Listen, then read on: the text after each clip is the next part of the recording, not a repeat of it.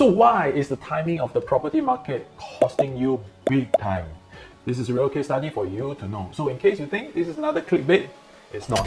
Let's not waste time and let's go. So TLDR, these are the 3 things you will take away from this video. Number 1, how much you potentially lose in 1 year if you miss that new launch. Number 2, how much you potentially lose in 1 year if you miss the resale. Yes, guys, resale can also make money if you know which one to choose. And number 3, the potential property with a buy window in the market right now and why this window might be closing very soon. So guys, YouTube is telling me that less than 10% of you guys are subscribed to this channel. So if you find this content helpful for you, it will help if you click that subscribe button. Leave a like and comment I love because that will help me create more of this content that you like. Okay, back to the video. So today I want to share a real story about one of my buyers and an important lesson that could save you thousands of dollars if you are in the market for a private property in Singapore. So exactly 1 year ago, I was approached by a buyer who was eager to purchase a private property. So like many people, they were excited to upgrade, but there was one major hesitation holding them back. Their main concern? They believed that prices may drop, just like you. They were worried that if they bought a property, the market might fall, and they will lose money. So it is a common objection that I hear time again. Everyone wants to time the market perfectly. So we spend time viewing different homes and multiple options, researching the data to make sure that the prices were at the right entry price. But every time when a home is shortlisted and validated to be the right entry price home, they hesitated, waiting for a drop that never came. So here's the full video describing that, what I just described, and how you can avoid the same mistakes. The timestamps are in the descriptions if you want to jump ahead to a specific section, or you can actually click on the box around the corner of this video somewhere to get to the summary version of this. Alright guys, just let me quickly share with you this one story of a client of mine who contacted me 1 year ago wanting to buy a private property. Okay, context, they were ready, their loans were ready, they have a place to stay, they don't really need to rent even after buying a new launch, everything was perfect. However, they have not bought until today, which is 1 year after. Let me share with you what happens, right? So they first contacted me somewhere in September 2023, right? About 1 year ago. And the very first property we actually shortlisted with them was Jayden. So they were actually looking somewhere in the west, somewhere as a new launch, no problem for them. So it ended up Jayden's average PSF comes out to be about 2450 PSF for a 3-bedder, right? That works out to be about 2.9 million quantum, right? And that kind of PSF to them at that time in November, they felt that it was high, right? So being the very first property that they've seen, we just say that, right? Maybe this is the first one. Let's explore further. Let's do some, more research to see what we can do. So they felt that maybe they should want to explore a private resale property. So yes, indeed we did.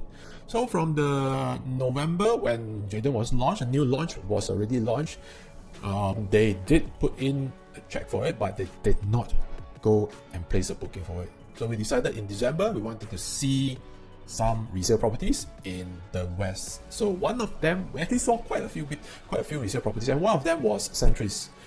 So Centuries was something that they actually like really much. Okay, so they saw a 3-bedder, and back then I even shortlisted for them some of the possible units that they could consider. It ranges from between 1.68 million all the way to close to 1.9 million. And the one that they really fall in love was a unit that is 1.9 million with a pool facing, really super renovated. It was really the space that they wanted. Even the daughters, they actually had a room that belongs to the previous owner's room that belongs to their daughter. And my current buyer's daughter actually fell in love with the room, but they did not execute in the end because they felt that prices will drop further, and this is what happens. So fast forward to today, if you look at the recent transaction of Centuries in August 2024, for the same size unit is already transacted at $2 million. So what if they have bought something that $1.9 million just for 1 year of holding the property? They will have already make a potential profit of $100,000. So this is something that for you to think about. If you were to be able to buy a resale property, it will still make money provided that you choose the correct unit with the correct entry price. So fast forward, we went ahead and still looking at new launch in March. A couple of new launches were there. We went to see Lentor Hills Residence. It was a 3-bedder, 980 square foot, and it was I even have the exact unit. It's a 0424 unit, 1.97 mil, 2014 PSF. And guess what? If I fast forward to today, so this data was pulled today, and this is the average PSF for the exact stack. It was stack 24. You can see here it's stack 24. The average PSF is already 2104 PSF per square foot. Back in the day, in March, and it's not even 1 year, in March this year, it was around 2000 PSF for stack 24. And you can even see that the PSF price for that particular condo has already risen. So if I translate to the loss opportunity from my clients, they have actually potentially lost $100 per square foot just because they felt that this price was still not on the high side, but they felt that the prices are going to drop further. So in March, they sold the second property which they liked very much also. So it was Grand Diamond, and you can see it was a stack 36. So it's a 3-bedder flex unit, 1098 square foot, 2.6 million quantum. It was then asking for 2,454 PSF, right? So if we look at right now, everything has also started to trend up. So like you can see, time in the market is always better than timing the market. So there's already two instances. For the resale market that they have lost out, they have potentially lost at $100 per square foot, right? So it is about 1,000. The unit that they wanted was a 1066 square foot unit. So potentially they have lost $100,000 just from there. And it's the same thing for the new launch as well. So Rental Hills Residence, they have also potentially lost that $100 per square foot. So fast forward to today, now they are looking at Tembusu Grand. So Tembusu Grand, they have shortlisted a 0427 3-bed study, 2.7 mil in quantum, and it's now going for, you did not see wrongly, it's now going for $2,300 per square foot. Okay? And this is something that I want to even share with those who are watching this video right now, that this is a potential window for you to enter because this is a super right entry price. Knowing that the entire clusters for the 99 years are all selling at 2004, 2005 PSF minimum. At 2003 PSF for a new launch, which potentially you are able to have a very, very safe entry price of $100 to $200 per square foot. Potentially. That means that if that realized, you potentially have a capital upside of $100 to $200 per square foot. And at 1173 square foot, you are looking at about $100 to $200,000 increase in capital appreciation for Tembusu Grand. So that's why many of my clients are actually looking very, very hard at Tembusu Grand. So will this low price or the right entry price be there forever? The answer actually is no. As you know, that our Federal Reserve have already get ready to cut rates. Okay, how much? 50 basis point. For the layman, is 0.5% that they are cutting, and that translates to what? Even in our papers, you can say that for Asia, the real estate sector will see the quick gains on the Federal Reserve rate cut. That has been reported again, and very soon, the home loans will become a little more affordable. When the interest rates drop, the home loans installments will become lesser.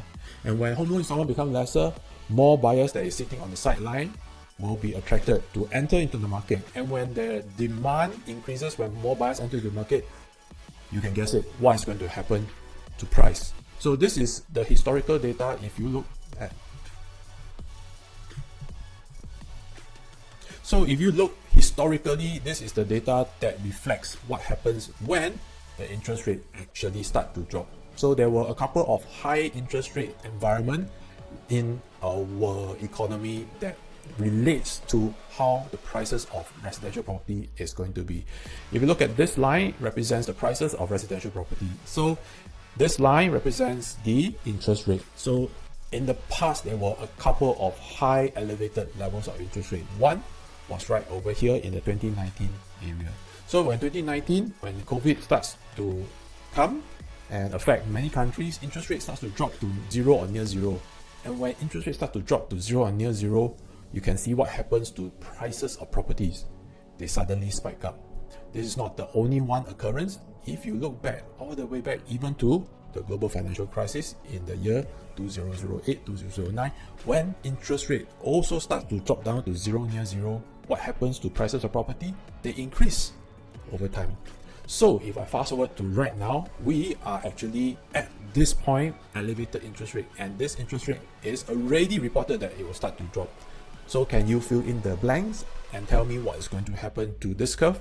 Is it going to go up, stay the same, or is it going to be like this?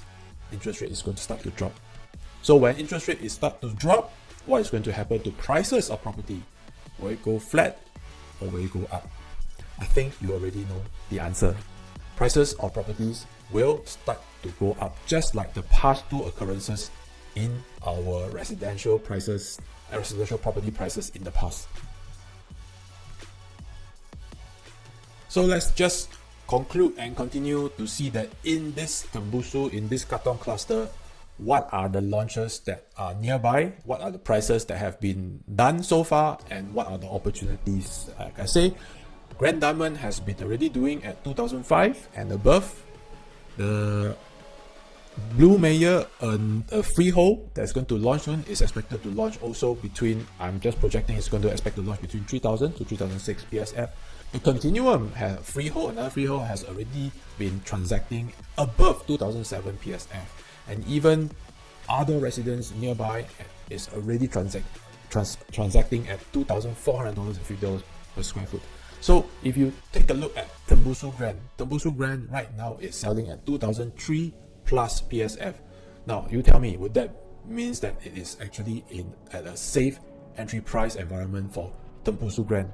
So that's why, once again, I would say this window is still open, but we never know that when, by the time this video is released, when the developer may start to increase prices for Tembusu Grand, making it 2004, maybe even 2005 to be in line to the market sentiments right now. And to be honest, if you look at the estimated launch prices of Emerald of Katong, okay, I personally think it will launch between 2006 and even $2,700 per square foot. So can you imagine, these guys are side by side, their neighbors. So if you're buying at $2,300 per square foot and your neighbor is potentially going to buy at 2006 or even 2007, at least, don't you think that you have a gap, a very, very safe gap of at least $200 to $300 per square foot even? Now, if you think that this is something that is still very intriguing to you and you want to find out more about units still available at Tembusu Grand, you know how to contact me. Link and the QR code right in the video right now. Now, so if you think that this is something that is still very attractive to you and this is a safe entry price for you to enter right now, and if you are ready, feel free to connect with me. My link, my QR code right in the description, and my QR code is right on the screen right now for you to connect with me and my team. Now, fast forward to today, we did a review together. Looking back, they actually realized that by holding out, they had missed out on a significant opportunities. In fact, based on current prices, they easily lost about $100 per square foot in potential profit had they bought back then. Now, this is not the only real example that I have. In fact, many people are in the same situation. Now, the key takeaway here is that the time in the market is always better than timing the market. So the property market in Singapore tends to appreciate over time, and trying to predict that perfect moment to buy can result in missed opportunities. So I'm sure this sharing has been helpful to you, and if you want to learn more about the right entry price property that I shared in the video, you can connect with me today, link in the description, or just scan the QR code right on the screen right now. This is Pete helping you take the next step with your property.